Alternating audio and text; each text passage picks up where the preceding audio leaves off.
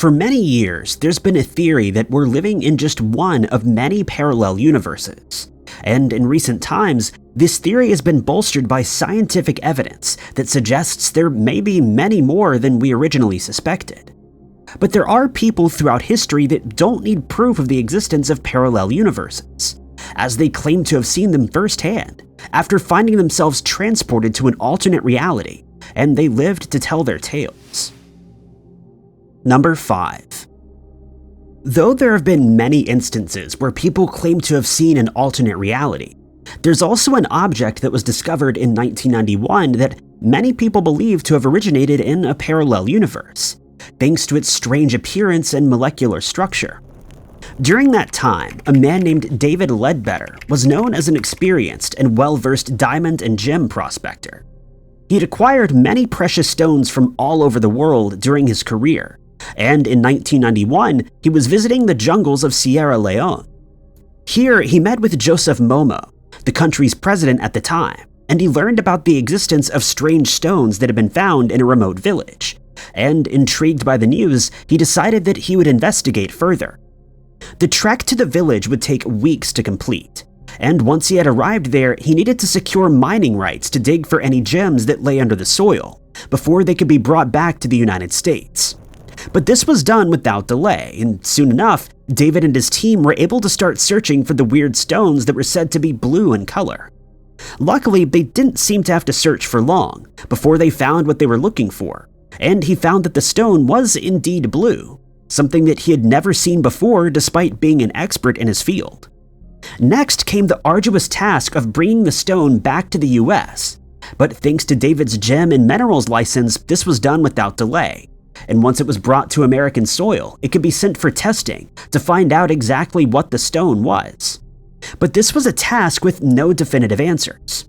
The Sky Stone, as it's been named due to its color, was sent to the Gemological Institute of America in December of the same year, and it would take a further 15 months before testing was complete, which is unprecedented since most samples sent for testing are identified and returned to their owners in just a few weeks. Despite the long wait, David was left with very little information, since the stone was determined to be of an undetermined origin, leading many people to believe that the stone was either part of an asteroid that fell to Earth or that it originated in an entirely different universe from our own.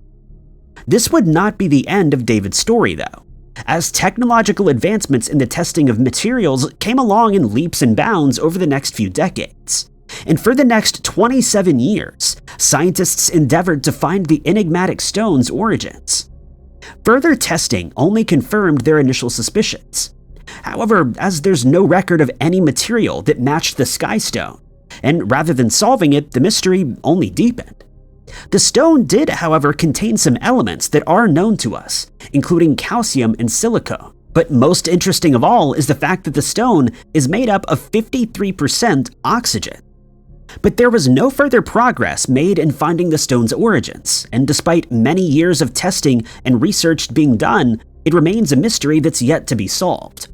Many sources claim that David's is the only discovery of its kind, but there is another Sky Stone that exists, and just like David's, it was uncovered in Sierra Leone.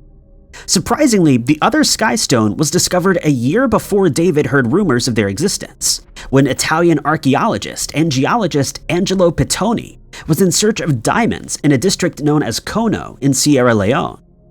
Pittoni was working for a company that had struck a deal with the Sierra Leone government.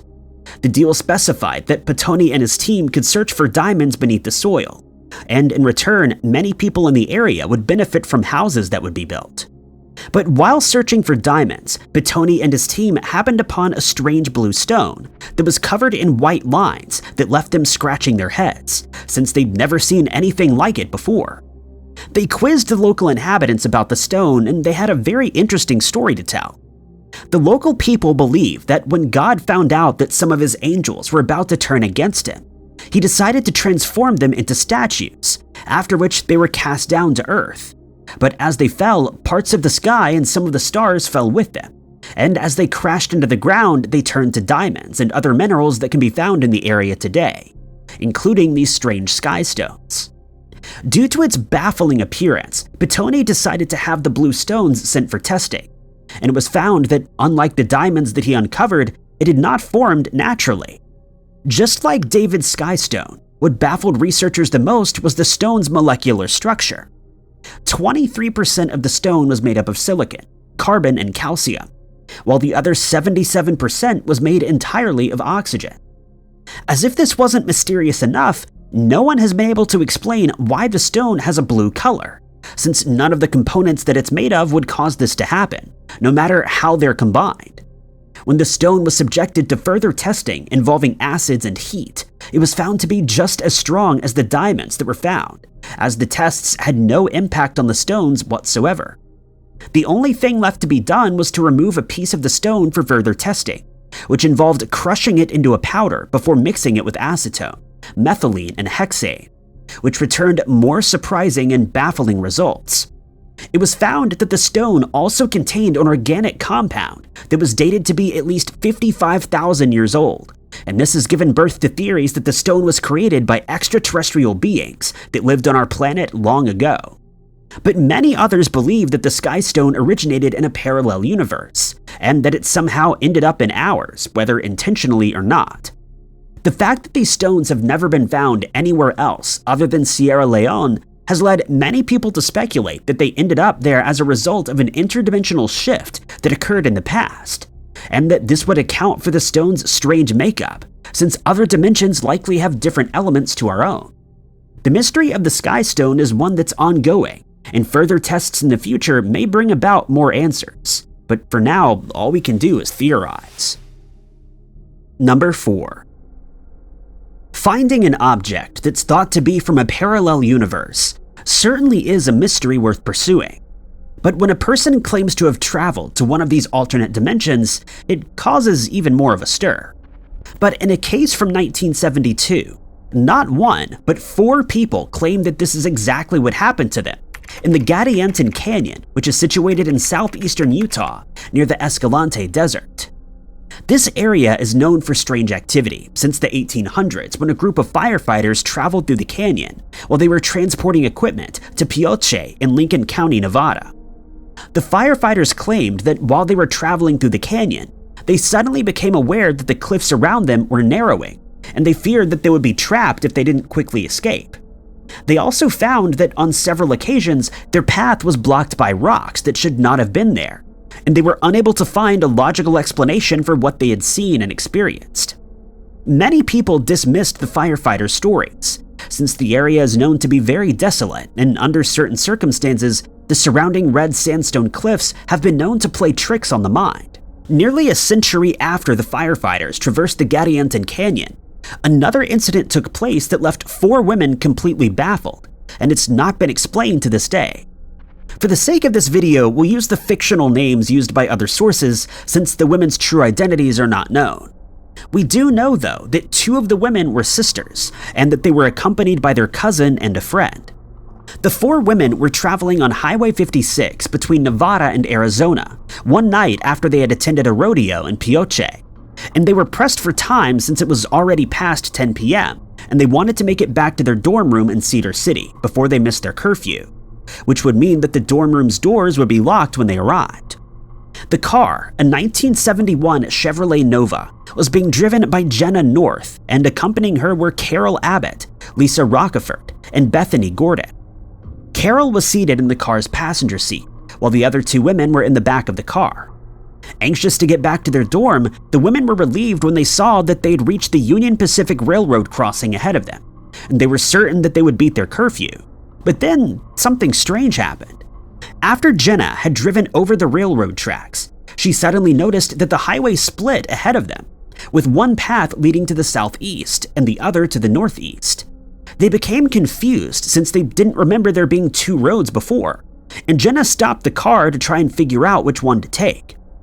Jenna knew that their dorm was located to the northeast, and hence she believed that the northeast road would be a good shortcut to take. And since they were all in agreement, they decided that this was the path to follow. But this is when things got even stranger. Just a few minutes after setting off down the road, Jenna noticed that the Chevrolet's headlights were shining much brighter than they had been the entire trip, and at first she didn't think much of it. But when she noticed that the center line that was on the road before had completely disappeared, she looked closer and realized that they were no longer driving on an asphalt road, but rather on a white surface that looked like it was made of concrete. Next, Jenna brought the car to a screeching halt when they noticed that the road suddenly ended at the edge of a cliff. Annoyed that they could have been seriously hurt due to a lack of road signs, Jenna reversed, turned the car around, and started driving back to the point where the road had converged. The women were now more certain than ever that they would miss their curfew, and so they hurriedly looked for the original road, but after traveling much longer than they had anticipated, they still hadn't found it, and they began to worry that they'd gotten lost since all they could see were the canyon walls on either side of the road. They knew that they should have found the road by this point, and they struggled to find an explanation, but they could only speculate that they had inadvertently turned down a road without realizing it.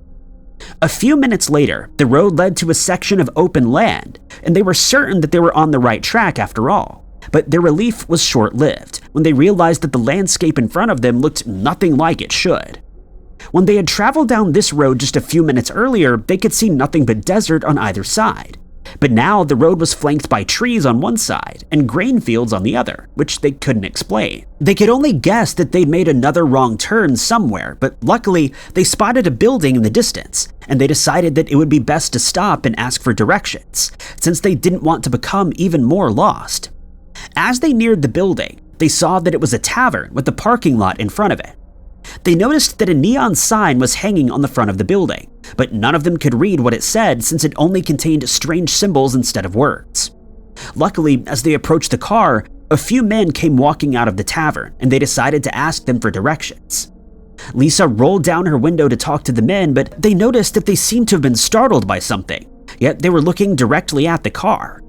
This is when they noticed that the men were incredibly tall, and to their shock and horror, not human, but humanoid. At this point, more people came running out of the tavern, some of them pointing at the women's car, while others seemed scared or angry at their presence, and out of sheer fear, Jenna stepped on the gas and sped down the road once more. But their ordeal was far from over when they noticed that they were being followed, not by any normal vehicles, but by 4 cars that were egg-shaped and contained just one headlight in the middle of the grille. The cars also had 2 wheels in the front and just one in the back. And as the pursuit continued, Jenna sped up in an effort to lose her pursuers, pushing the Chevrolet to 80 miles per hour, but the egg-shaped cars seemed to keep up with minimal effort. Just as the chase reached fever pitch, the road suddenly disappeared from beneath the car, and the women found themselves in the middle of the desert, with Jenna struggling to maintain control of the car on the loose sand. They also realized that the strange vehicles were no longer coming after them, but the sudden transition from roadway to sand caused the Chevy to slow abruptly, and it crashed into a gully before the engine stalled. They were unable to restart the car, and realizing that 3 of the tires had burst, they knew that the car was no longer drivable, and they started walking back to the highway, reaching it as the sun started to rise. Here, they flagged down a Utah highway patrolman, who took a report on the incident before escorting the women home. When an investigation was launched, the results were baffling. The Chevrolet was found where the women had left it, 2 miles north of the highway, but the tracks that they had left during the crash only extended about 200 yards into the desert. Furthermore, there were no tire tracks leading from the highway into the desert at any point, and no one could explain how the car ended up where it was found. Just as baffling was the fact that the Chevrolet's one hubcap, which had fallen off during the chase, was never found, and the only explanation that the 4 women could come up with was that they had somehow ended up traveling to another dimension where they encountered beings that were just as shocked by their existence as they were at encountering a non-human race of humanoids. Number 3. Most of us have had those days when you wake up and everything just feels a little off. Usually the cause is too much or too little sleep. And when this happens, it's often the case that the rest of the day continues to feel weird until we go back to sleep again. This usually fixes the issue and we can carry on as normal the following day. But this was not the case for a 41-year-old woman named Lorena Gordo, who woke up in her apartment in Madrid, Spain one morning to find that things around her felt strange. And at first, she tried to shrug it off as one normally would, but this sensation would last much longer than one day. Lorena's ordeal began on the 16th of July, 2008, when she woke up in her home as she normally would. But as soon as she opened her eyes, she felt that something was different. And the first thing that she noticed was that she didn't recognize the bed sheets that she'd been sleeping under. At first, she thought she was imagining it, or that the colors on the sheets just looked a little different. But when she focused and looked closer, she saw that they were entirely different, and she'd never owned a set of sheets like the ones that she was looking at. She racked her brain to try to figure out what was going on, but she couldn't come up with a rational explanation. She decided that the best thing to do would be to carry on with her day as she normally would. And so she got out of bed, took a shower, and started to get ready for work. But all the while, she couldn't shake the feeling that not only her bed sheets, but other items in her apartment were slightly different from how she remembered them. Nevertheless, she finished her morning routine and set off to her workplace, where she'd been employed for 20 years. En route to the office, everything seemed normal, but upon arriving at the office, she noticed things were slightly different. As she walked through the building towards her office, she saw a few people that she didn't recognize, but she decided to keep it to herself since she was sure that there had to be a rational explanation.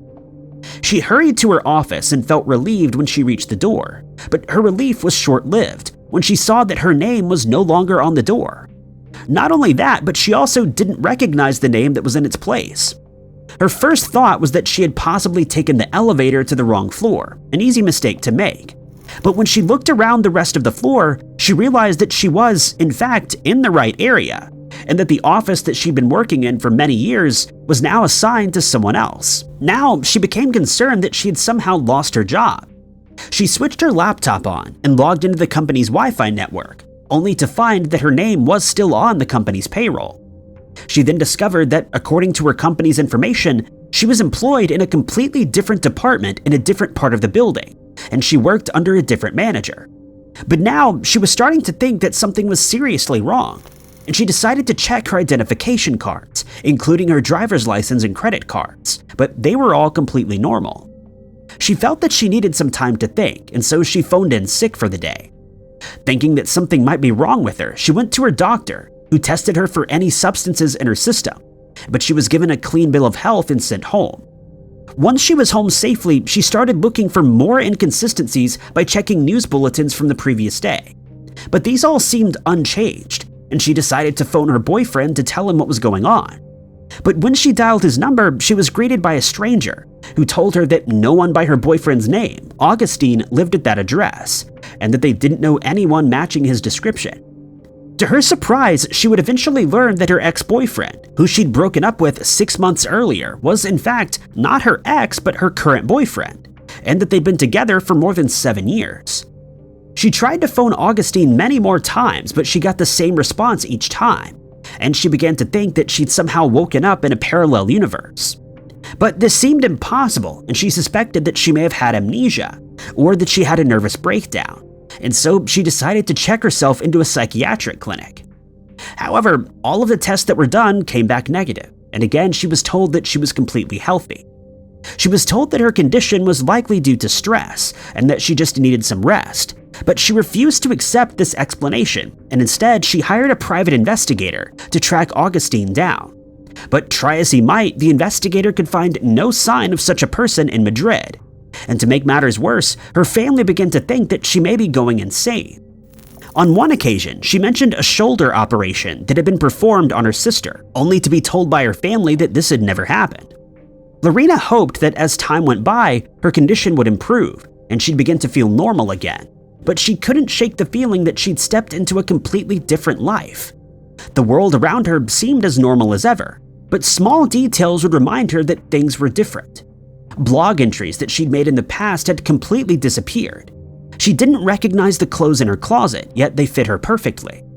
She searched for emails and messages that she had exchanged with Augustine, only to find that they were no longer there. Days turned into weeks, and weeks became months, but still, there was no change in her condition. And by now, Lorena had become convinced that she'd slipped into an alternate reality that she couldn't return from. She eventually took to an online forum to tell her story, and many people tried to give her advice or a plausible explanation, but her situation remained unchanged. It's unclear where Lorena is now or if she's still experiencing this strange event, and we can only wonder if she really did slip into a parallel universe while she was asleep one night. Number 2. Hemiplegia is a serious condition that affects many people. The main symptom is that one side of the patient's body becomes completely paralyzed, and when this happens, it's usually an indication that something is seriously wrong. People who suffer from this condition have usually suffered a stroke, an aneurysm, or cerebral hemorrhage, and it usually affects the left side of the body. The effects are often reversible through neuroplasticity, which is when a person's central nervous system realizes that something is wrong and it makes adaptive changes to correct the issue. But there's one case of hemiplegia that's left doctors baffled, as there seems to be no logical explanation. It all began when a woman, whose name has been withheld from the public, visited an area in Peru known as the Marcahuasi Stone Forest.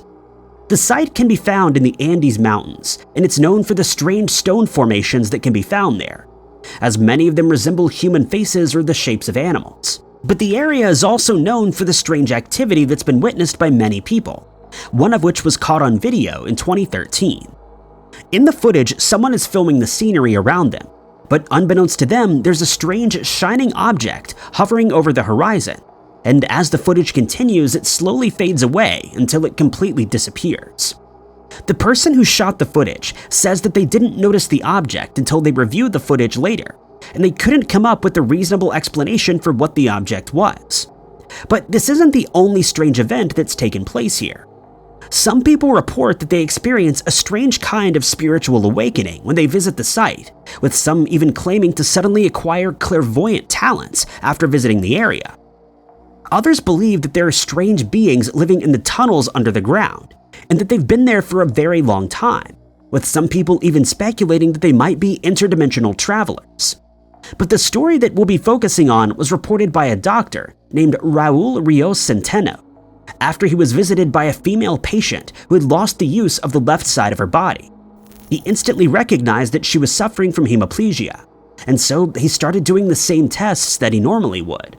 But to his surprise, he found that the woman had suffered no injury to her brain or spinal column, and he couldn't find a rational explanation for her condition. He decided that the only option left was to ask about her recent history, in hopes that he could pinpoint the cause of her partial paralysis. This is when she revealed that she'd visited the Marcahuasi Stone Forest one night, along with a few of her friends. While they were exploring the area, they suddenly became aware of strange music playing a short distance away, and they decided to investigate. As they did so, the music grew louder until they found the source, a small cabin in the middle of nowhere that was lit by nothing but burning torches. They found it strange that this cabin would be built in such a remote area, and so the woman became curious and she looked inside through a closed window. Inside the cabin were people dancing to the music, and they seemed to be having a good time. Shrugging off a sudden cold chill, the woman decided that she wanted to go inside. But as she looked in through the door, she froze when she realized that everyone in the cabin was dressed in 17th century clothing. She thought that they may have been in the middle of a fancy dress party, and she decided to go inside anyway. But as she stepped over the threshold, one of her friends grabbed her by the shoulder and pulled her back outside. This is when she realized that the part of her body that had crossed over the threshold into the cabin had no feeling, and she found that she couldn't move that side of her body at all. Her friends helped her leave the area, and the next day she went to see Dr. Centeno. He consulted with many other doctors, all of whom found no apparent cause for her paralysis, and they were left with no choice but to describe her case as an unknown affliction. Dr. Centeno does, however, have a theory on what may have happened. He believes that the cabin was actually situated in another period of time, or in a parallel universe, and that the woman inadvertently crossed over to this dimension. He speculates that when she did so, her nervous system's energy flow was reversed or altered somehow, resulting in the left side of her body becoming paralyzed. He tried many other treatments in an attempt to cure her condition, but each one failed, and he was eventually forced to admit defeat, and it's likely that the woman still suffers from her condition. Though many people are skeptical of the cause of her paralysis, many more believe the account to be true, given the strange history of Marcahuasi Stone Forest and the strange things that have been seen and experienced there. Number 1. It isn't often that someone claims to have visited an alternate reality, but it isn't unheard of either. It is, however, far more rare for someone to claim that they not only went to a parallel universe, but brought an item back with them as proof. This is exactly what one man, who uses the alias James Richards, has claimed, as he's even set up a website called thebeatlesneverbroakeup.com. And it'll become apparent why he chose this domain name as we explore his story. As James tells the story on his website, he explains that due to the nature of his experience, he's decided to remain anonymous until he deems it safe to reveal his true name. But he insists that the details of his story are 100% true.